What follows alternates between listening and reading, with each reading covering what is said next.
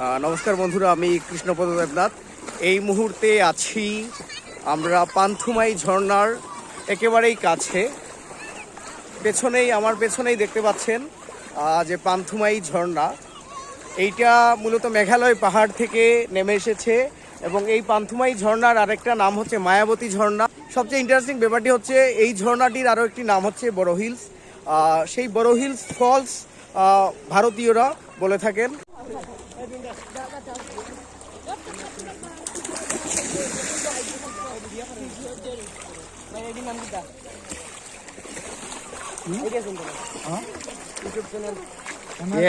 YouTube channel আছে। YouTube চ্যানেলের নাম হচ্ছে কৃষ্ণপদ দেবনাথ। কৃষ্ণপদ দেবনাথ। হ্যাঁ, তোমার বাড়ি কোথায়? আমি এই জায়গায় আছি, দেখা যাচ্ছে আমার পেছনেই পান্থুমাই। এই হচ্ছে পান্থুমাই ঝর্ণা।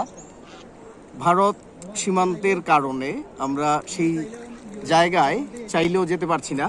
সামনেই যদি আমরা সেই বর্ডারের কাছাকাছি চলে যাই তাহলে বিএসএফ আমাদেরকে গুলি করে দেবে। তাই জন্যে আমাদের সেই ঝর্ণার একেবারে কাছাকাছি আমাদের যাওয়াটা হবে না। যাওয়াটা আসলেই নিষেধ, কারণ হচ্ছে এই ঝর্ণাটি পড়েছে মেঘালয়ে। সামনেই হচ্ছে ভারত সীমান্ত এবং আমরা যতটুকু যাওয়া যায় ততটুকু পর্যন্তই যাচ্ছি। এই হচ্ছে ঝর্ণার ভিউ। সামনেই একেবারেই কাছে এসে আমরা ফিরে যাব। আসলে এই ঝর্ণাটিকে আমরা এক্সপ্লোর করতে পারবো না একদম কাছে এসে, তবে সামান্য দূর থেকে আমরা দেখতে পারবো। আসলে এই জায়গার ভিউটা নেওয়ার জন্য আমি একটু নেমেছি। আমি অলরেডি কোমর পানিতে চলে এসেছি। খুব সম্ভবত আর নিচে নামা যাবে না, কারণ অনেক আর কত নিচে নামবো আমি বলতে পারবো না। তবে এই ক্লোজ ভিউটা নেবার জন্য আমি নিচে নেমেছি।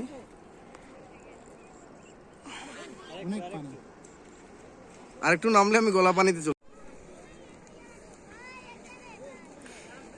যতটুকু ক্লোজ ভিউ নেওয়া যাচ্ছে ততটুকুই নিচ্ছি, যতটুকু দেখা যায়।